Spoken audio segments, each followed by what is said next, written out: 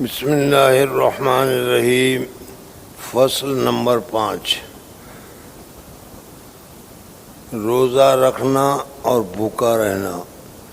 دوسری شرط یہ ہے کہ شرعی ممنوع ایام کے علاوہ روزانہ روزہ رکھے اور افطار کے وقت غذا کم کھائے تاکہ پیٹ میں گرانی بھی نہ ہو اور بھوک کے سبب مر بھی نہ جائے، کیونکہ بہت کھانا اور اسی طرح کم کھانا جو ہلاکت کا ذریعہ ہو دونوں نازیبہ ہے۔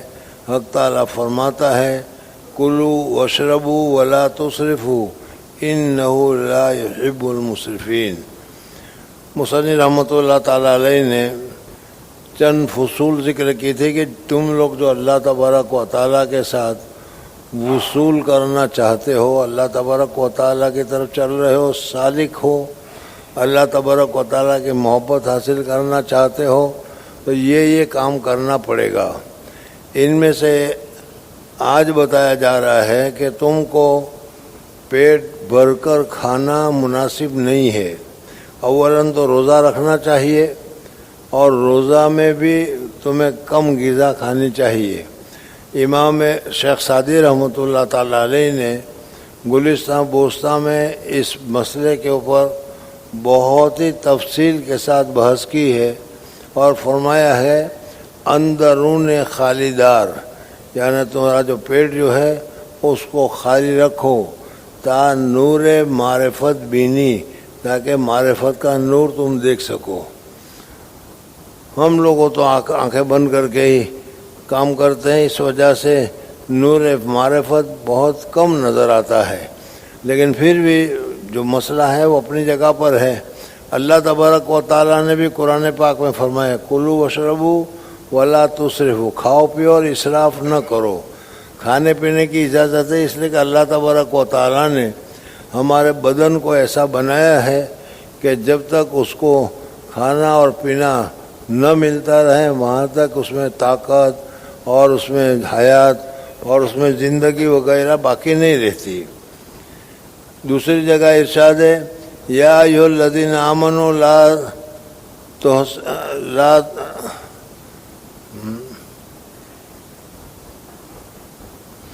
اے ایمان والو خدا کے حلال اور پاک بنائے ہوئے کو اپنے اوپر حرام نہ بنا لو کہ کھانا کھانا ہی چھوڑ دو۔ اس وجہ سے بھی نہ ہو کہ اگر زیادہ کھانے لگو گے، کیونکہ حق تعالیٰ زیادتی کو دوست نہیں رکھتا۔ اسی طرف جو روزہ کی نیت کرے تو اس وقت بھی سحری کو ابھی روزہ کی تعظیم کے لیے کم کھانا بہتر ہے، کیونکہ روزہ کو اس خاص فضیلت کے سبب جو اس میں حق تعالیٰ نے رکھ دی ہے، اسلام کے جملہ ارکان اور تمام عبادتوں میں امتیاز حاصل ہے۔ اللہ جل جلالہ کی عبادت ایک تو نماز ہے، اللہ جل جلالہ کی عبادت ایک تو روزہ ہے۔ روزہ میں اللہ تبارک و تعالیٰ نے اتنے انوارات، اللہ تبارک و تعالیٰ نے روزے میں اتنے کمالات رکھے ہیں کہ جس کی وجہ سے آدمی اس روزے کو بنیاد اور اسلام کی بنیاد میں سے ایک خاص بنیاد قرار دیا گیا ہے۔ چنانچہ حدیث قدسی میں ہے کہ ہر نیکی کا 10 سے 70 تک ثواب مقرر ہے۔ اللہ تبارک و تعالیٰ نے ہم لوگوں کے لیے، امت محمدیہ کے لیے، اگر کوئی آدمی ایک نیک کام کرتا ہے، ایک نیکی کرتا ہے تو اللہ تبارک و تعالیٰ ایک نیکی کا ثواب ایک نہیں دیتا، بلکہ ایک نیکی کا ثواب 10 گنا ملتا ہے۔ اور پھر جتنا اخلاص زیادہ ہوگا اتنا ہی ثواب میں زیادتی ہوتی چلی جائے گی، حتیٰ کہ ایک ایک نیکی کا ثواب 700 نیکی تک ملتا ہے۔ اور 700 پر بھی بند نہیں، بلکہ اگر کوئی زیادہ ہو تو اس کا ثواب اور زیادہ ملے گا۔ صحابہ کرام رضوان اللہ تعالیٰ علیہ مجمعین، ان کا جو اخلاص تھا وہ اخلاص بہت ہی اعلیٰ درجے کا تھا۔ ایک حدیث میں حضور صلی اللہ علیہ وسلم نے فرمایا کہ صحابہ کرام رضوان اللہ تعالیٰ علیہم اجمعین نے ایک مٹھی جو اللہ کے راستے میں خرچ کیا ہے تو اس کا ثواب ہم لوگ احد پہاڑ کے برابر سونا خرچ کریں گے تو بھی وہ ایک مٹھ جو کے برابر نہیں ملے گا، اس لیے کہ صحابہ کرام رضوان اللہ تعالی علیہم اجمعین نے جس اخلاص کے ساتھ کام کیا ہے اس اخلاص کے ساتھ ہم نہیں کر سکتے۔ چنانچہ حدیث قدسی میں ہے، ہر نیکی کا 10 سے 70 گنا تک ثواب مقرر ہے بجوز روزہ کے، کہ وہ خاص میرا ہے۔ اللہ تبارک فرماتے ہیں کہ روزہ خاص میرا ہے، یعنی آدمی روزہ جو رکھتا ہے وہ مجھے راضی کرنے کے لیے رکھتا ہے۔ دوسری بات یہ ہے کہ روزہ کی جو کیفیت ہے، روزہ کی جو حالت ہے، اللہ جل جلالہ و امن والوں کچھ نہیں کھاتے، کھانے کے محتاج نہیں ہے۔ اللہ جل جلالہ و امن والوں پانی کے بھی محتاج نہیں ہے، تو گویا کہ ہم نہ کھا کر نہ پی کر اللہ تبارک و تعالیٰ کے مشابہت اختیار کرتے ہیں، اس لیے اللہ تبارک و تعالیٰ کو یہ روزہ بہت زیادہ پسند ہے۔ تیسری وجہ یہ ہے کہ دوسری جو عبادتیں ہیں اگر وہ ہم عبادت کر رہے ہیں تو اخلاص تو ہمارا ہر جگہ پر ہے، لیکن یہ دوسری عبادتیں آدمی کو دور سے بتا دیتی ہے کہ یہ کام میں مصروف ہے۔ نماز پڑھ رہا ہو، دور سے دیکھ کر آپ سمجھ جائیں گے کہ نماز پڑھ رہا ہے، زکوٰۃ دے رہا ہے، صدقہ دے رہا ہے، تو وہ پیسے دے رہا ہے تو دیکھ کر ہمیں پتہ چل جائے گا کہ یہ پیسے کا ثواب کا کام کر رہا ہے۔ اسی طریقے سے حج کر رہا ہے، احرام باندھا ہے، عمرہ باندھا ہے، تو ہر عبادت معلوم ہو جاتی ہے۔ لیکن روزہ ایک ایسی عبادت ہے کہ جب تک ہم نہ بتائیں کہ میں روزے کے ساتھ ہوں، وہاں تک کسی کو پتہ نہیں چلتا کہ اس نے روزہ رکھا ہے یا روزہ نہیں رکھا ہے۔ اس لیے اخلاص اس میں بہت زیادہ پایا جاتا ہے، روزہ میں اخلاص بہت زیادہ پایا جاتا ہے۔ ہمارے فقہ کی ایک کتاب ہے، اس کتاب کا نام ہے ہدایہ، بہت ہی بہترین کتاب ہے اور لاجک سے بھری ہے، بہت ہی اونچے طریقے پر مسائل کو اس میں سمجھایا گیا ہے۔ ان کے مصنف جو تھے ابو الحسن مرغانی رحمۃ اللہ علیہ، انہوں نے کتاب لکھی، یہی کتاب لکھی، اپنے گھر پر بیٹھ کر لکھی۔ گھر والوں کو تھا کہ میں کھانے کے لیے نہیں آؤں گا، میرے مصنف تصنیف کرنے کی جگہ جو ہے، کتاب لکھنے کی جگہ جو ہے، یا آج کل کے اصطلاح میں کہہ دو میری آفس جو ہے اس آفس میں مجھے کھانا پہنچا دینا۔ چنانچہ روزانہ کھانا پہنچایا جاتا رہا۔ وہ کتاب انہوں نے تقریباً 16 سال میں لکھی، اور 16 سال روزے کی حالت میں لکھی، اور گھر والوں کو بھی پتہ نہیں چلا کہ یہ لکھنے والا روزے کے ساتھ تھا۔ کھانا رکھ جاتے تھے، کوئی فقیر مسافر آتا تھا، ان کو وہ چپکے سے وہ دے دیتے تھے، گھر والوں نے کہ انہوں نے کھا لیا ہوگا اور انہیں اللہ کے راستے میں اس کو خرچ کرا۔ تو اس طریقے سے یہ کتاب جو لکھی گئی ہے اخلاص کے ساتھ، تو اللہ تبارک و تعالیٰ کیا ہے، کتاب بہت ہی اونچی ہے اور آج بھی پڑھائی جاتی ہے وہ۔ تو یہ بتانا چاہ رہا ہوں میں کہ روزہ کہ وہ خاص میرا، اسی لیے اللہ تبارک و تعالیٰ نے روزہ کو میرا کہا۔ حدیث میں الفاظ ہے الصوم لی، صوم مانے روزہ، لی مانے میرے لیے، روزہ صرف میرا ہے۔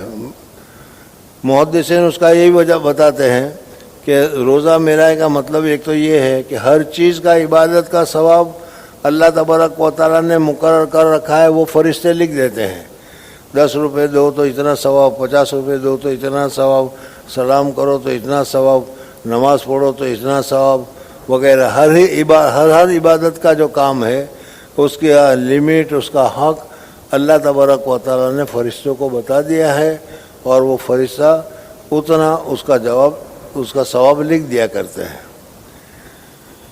لیکن اللہ تعالیٰ نے فرمایا کہ الصوم لی، لیکن روزہ جو ہے وہ میرے لیے، روزہ میرا ہے، وَأَنَا، اور میں اجزا بِہِ، اس کا بدلہ میں دیتا ہوں۔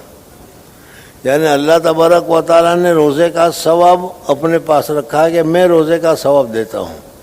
اور آپ حضرات جانتے ہیں کہ سیکریٹری یا اکاؤنٹنٹ اگر تم کو تنخواہ دیتا ہے تو تمہارے کام کے اعتبار سے جو کیٹیگری مقرر ہے، جون سی کیٹیگری کا تم کام کر رہے ہو، اسی کے اعتبار سے تم کو ہر مہینے میں معاوضہ، سیلری یا اس کو مل جایا کرے گا۔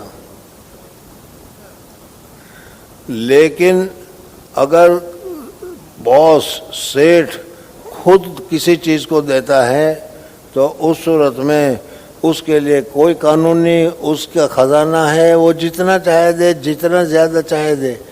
تو اس طریقے سے اللہ تبارک و تعالی روزے کے لیے، روزہ خود اللہ کے لیے ہے، اس لیے کہ اس میں اخلاص بہت زیادہ پایا جاتا ہے، اور اللہ تبارک و تعالیٰ کو اخلاص سب سے زیادہ پسند ہے۔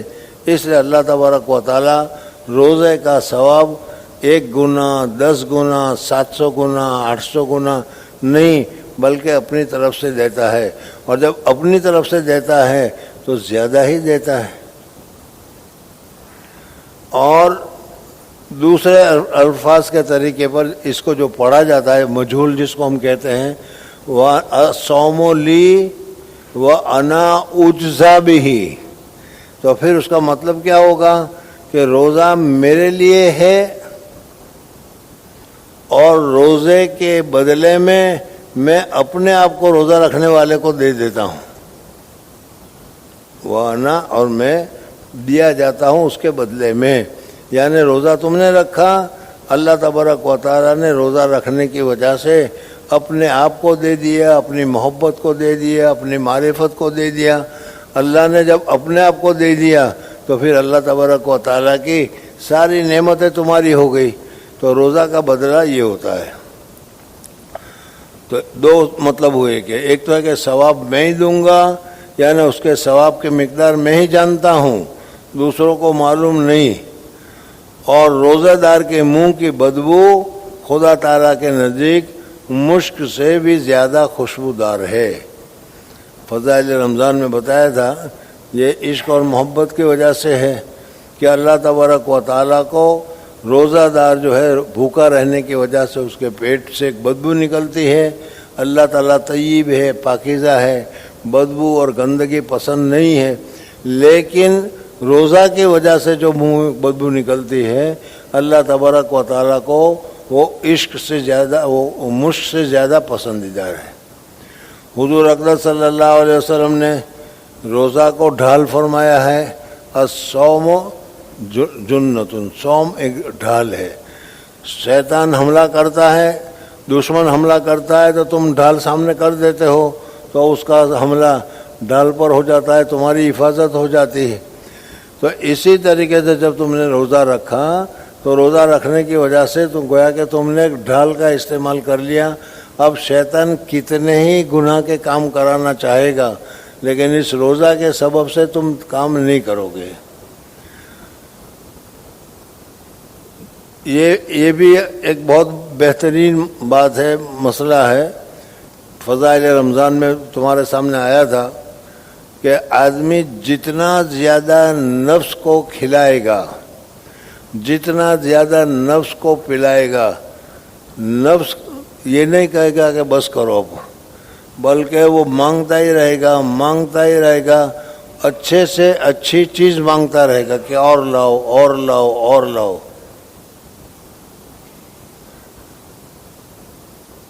اگر آپ نے بہت اچھی طریقے سے خوب کھایا اور پیا ہے، مست ہے، تو آنکھ کہے گی کہ کوئی اچھی چیز دیکھنے کی لاؤ۔ یہ چیزیں جو ہم دیکھتے ہیں یہ پرانی ہو گئی، وہ نہیں، اچھی چیز دیکھنے کی لاؤ۔ بہترین فلم دیکھنے کے لیے لاؤ, بہترین ایکٹر سے دیکھنے کے لیے لاؤ. آنکھ یہ مطالبہ کرے گا, کان یہ مطالبہ کرے گا کہ یہ باتیں کہتے رہتے سن گئے. ایسی کچھ سنیما لاؤ کہ جس کی وجہ سے اچھے گانے سننے کو ملے اور دل کو تسکین ہو اور دل میں سرور آئے.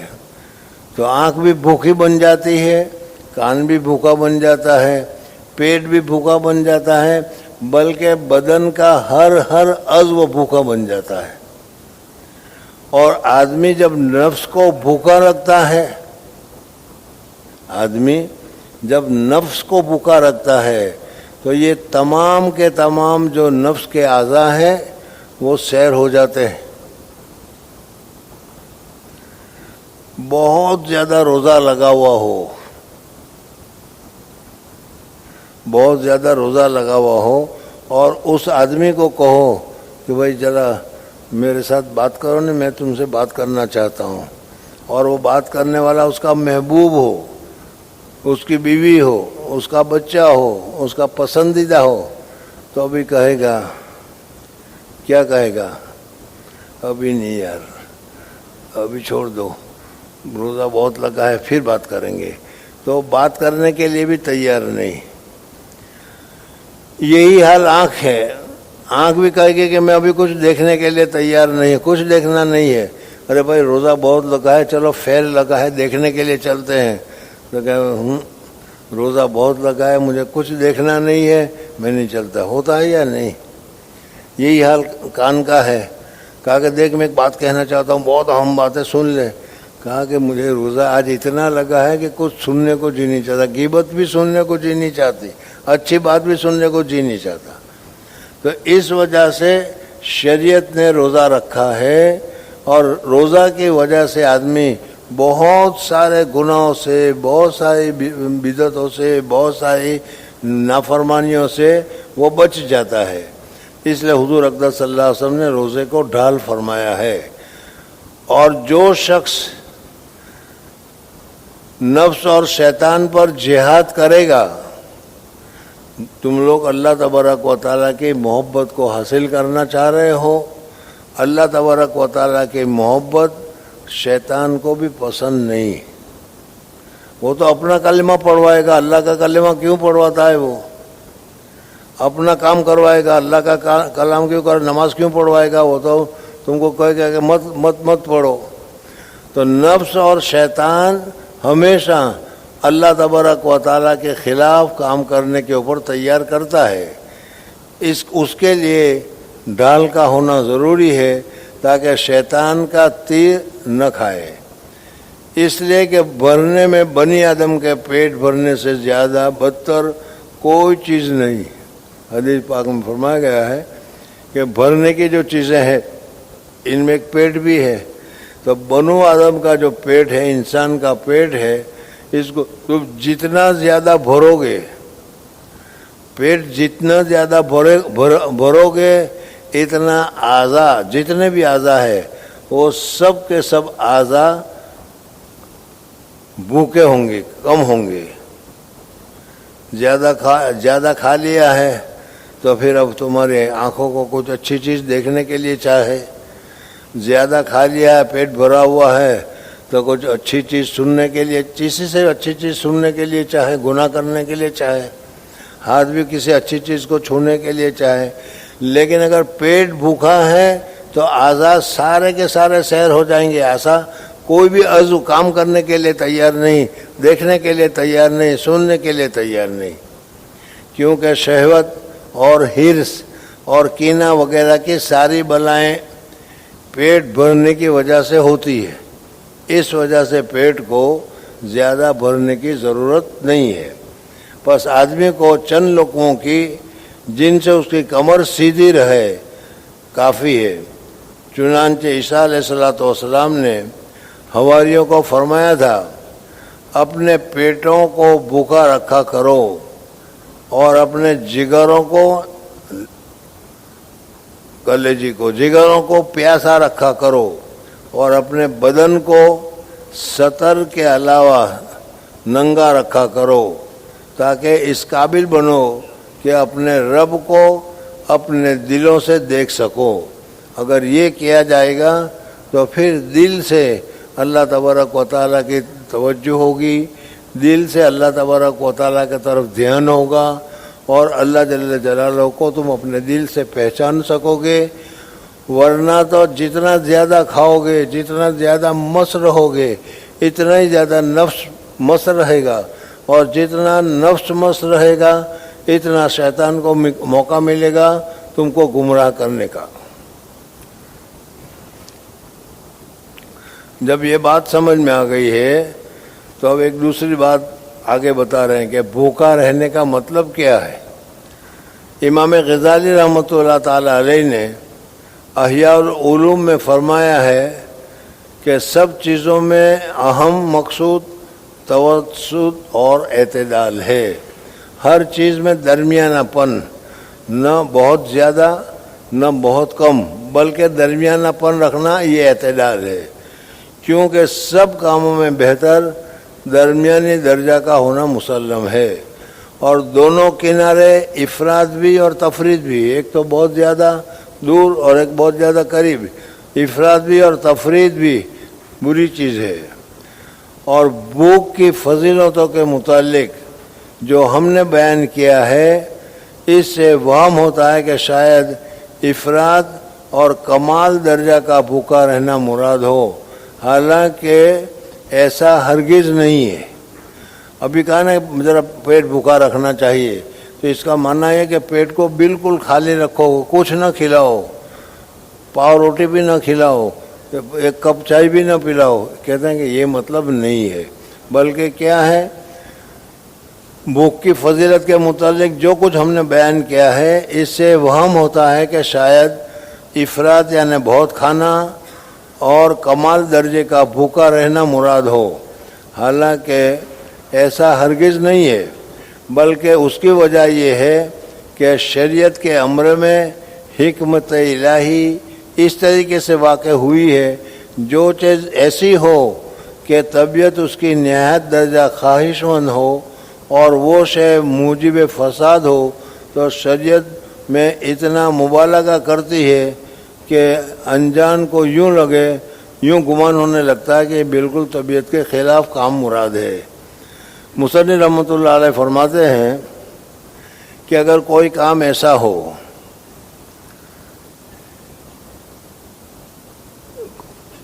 کہ جس میں بھوکا رہنے کا بھی حکم بتایا گیا، تو کوئی کام ایسا ہو کہ جس میں نقصان زیادہ ہو اور تکلیف زیادہ ہو، اور اس سے بچانے کے لیے کہا جائے تو بہت مبالغہ کے ساتھ بتایا جاتا ہے، ایسا مت کرو، ایسا مت کرو، ایسا مت کرو، جس سے ہم یہ سمجھ لیتے ہیں کہ بالکل کھانے سے منع کیا گیا ہے، حالانکہ بالکل کھانے سے منع نہیں کیا گیا۔ اللہ تبارک و تعالی ہم کو بھوکا رکھنا نہیں چاہتا۔ روزے کے سلسلے میں بھی آپ نے سنا ہوگا کہ لوگ کہتے ہیں، جو روزہ نہیں رکھتے وہ کہتے ہیں بھائی روزہ تو وہ رکھیں جو بھوکے ہو، ہمارے پاس تو کھانا ہے، ہمیں روزہ رکھنے کی کیا ضرورت ہے۔ تو روزہ اللہ تبارک و تعالی اس کے روزی میں کمی ہے، اس کے پاس روزی کم ہے، اس لیے وہ کوٹا سسٹم رکھا ہے، یا وہ کم کھانا دیتا ہے یا کم کھلانا چاہتا ہے، یہ مطلب نہیں ہے، بلکہ اس کا تو ہم الٹا دیکھ رہے ہیں کہ جتنا روزے کے علاوہ دوسرے دنوں میں کھاتے ہیں، دوسرے دنوں میں جس میں روزہ نہیں رکھتے، اتنے دنوں میں جتنا کھاتے ہیں اس سے کئی گنا زیادہ ہم رمضان میں کھاتے ہیں۔ حالانکہ روزہ رکھا ہوا ہے، لیکن روزہ رکھنے کے بعد عجیب عجیب نئی نئی چیزیں، الگ الگ چیزیں، خاص خاص اہمیت والی چیزیں رمضان میں بنانے کے لیے کھانے رکھی ہوئی ہوتی ہے ہم نے، مگر جاننے والا جانتا ہے کہ اس قدر مبالغہ محض طبیعت کے حرص کی وجہ سے کیا گیا ہے اور مقصود توسط ہے، اس لیے بالکل بھوکا رہنا یہ مقصد نہیں ہے، بلکہ اتنا کھاؤ جتنا تمہاری زندگی کو باقی ہو، زندگی کو چلانے کے لیے آسان ہو، کیونکہ طبیعت تو طبیعت تو اس شے کا تقاضا کرے گی، اور شرع بالکل ممانعت اور یہ بات بعید اور دشوار ہے کہ طبیعت کو جڑ سے اکھاڑ پھینکنا جائے، لہذا اعتدال پیدا ہو جائے گا، حص طبیعت اس سے کو چھوڑ دے گی۔ پیٹ جو ہے وہ تو کھانا ہے، بھوک لگے گی اس لیے مانگے گا۔ ابھی میں نے بتایا کہ اللہ جل جلالہ و من والوں نے انسان کا جو جسم بنایا ہے وہ زمین سے بنایا ہے، اور زمین جو ہے وہ بھوکی ہوتی ہے، اس کو پانی کی ضرورت ہوتی ہے، اس کو پیاس کی ضرورت ہوتی ہے۔ تو جس چیز سے یہ بدن بنا ہے اس بدن کو بھی اس غذا کی ضرورت ہے۔ اگر بالکل نہ دو تو تھوڑے دنوں میں، 10 دن میں، 15 دن میں مر جائے گی، ختم ہو جائے گا وہ۔ اللہ تبارک و تعالیٰ کو ختم کرنا مقصود نہیں ہے، بلکہ اس زمین کو باقی رکھنا ہے۔ اس وجہ سے اس زمین کو باقی رکھنے کے لیے جتنے کھانے کی ضرورت ہے کہ جس کی وجہ سے انسانی جسم تندرست رہے، جسمانی جسم کام کرنے والا رہے، جسمانی جسم نماز پڑھنے والا رہے، انسانی جسم روزہ ذکر کرنے والا رہے، ایسا اللہ تبارک و تعالیٰ چاہتا ہے۔ تو اس لیے اس میں کم کھانے کے لیے کہا ہے، یہ نہیں کہ خوب اتنا کھاؤ کہ پھر کھانے کے بعد آدمی اٹھ بھی نہیں سکے اور کیا ہے اطمینان سے وہ سمجھے کہ میں نے بہت کھا لیا۔ اس سے کو چھوڑے گی نہیں اور شریعت اجازت نہیں دے گی، پس ڈرتا کانپتا کم کھائے گا اور مقصود اعتدال اور توسل حاصل ہو جائے گا۔ اور جو شخص طبیعت کی بالکلیہ مخالفت کرنے لگے گا اس کو شریعت اس کام میں گھسنے اور طبیعت کی مخالفت چھوڑنے کا حکم دینے لگے گی۔ اس وجہ سے معتدل طبیعت کے لیے بہتر یہ ہے کہ اتنی مقدار کھائے کہ ڈکار نہ آئے، اتنی مقدار کھائے کہ ڈکار نہ آئے، تاکہ معدہ کو گرانے سے عبادت کو، معدہ میں جب پیٹ بھر جائے گا، پیٹ میں زیادہ وزن ہوگا تو عبادت کرنے کو جی نہیں چاہے گا، اور جب پیٹ میں زیادہ وزن نہیں ہوگا تو پیٹ ہلکا ہوگا تو عبادت کرنے میں اس کو مزہ آئے گا۔ اور شدت بھوک سے کہ وہ بھی وقت کو مشغول رکھے اور ذکر سے روکنے والی ہے، دونوں سے بچا رہے۔ اور مقصود یہ ہے کہ اتنا کھائے کہ طعام کا اثر باقی نہ رہے، جلد تحلیل ہو جائے، ہضم ہو جائے، تاکہ فرشتوں کے ساتھ مشابہت پیدا ہو جائے، کیونکہ وہ بھی معدہ کی گرانی اور بھوک کی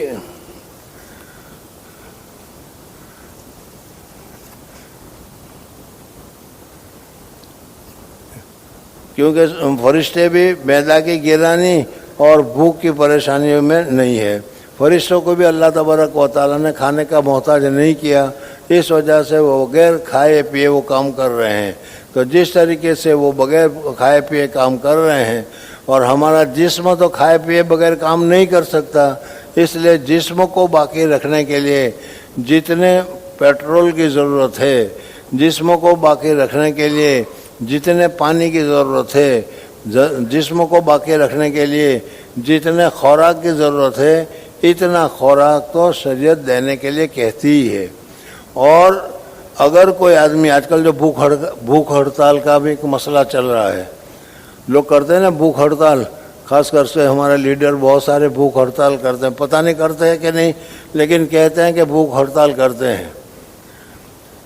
تو اگر کسی آدمی نے بغیر کسی عذر کے کھانا موجود ہے، پانی موجود ہے، اس کے باوجود اس نے کھانا نہیں کھایا، اس کے باوجود اس نے پانی نہیں پیا، بھوک ہڑتال کی، اور بھوک ہڑتال کرنے کی وجہ سے اگر وہ مر گیا تو خودکشی کرنے کا گناہ ہوگا، گویا کہ اس نے جان بوجھ کر اپنی جان کو ہلاکت میں ڈالی ہے اور خودکشی کی ہے، تو یہ خودکشی کا گناہ ہوگا۔ بہرحال آپ حضرات اللہ تبارک و تعالیٰ کی محبت کرنا چاہتے ہیں تو محبت کے تقاضوں میں سے یہ بتایا کہ زیادہ کھانے سے، زیادہ پینے سے، زیادہ نفس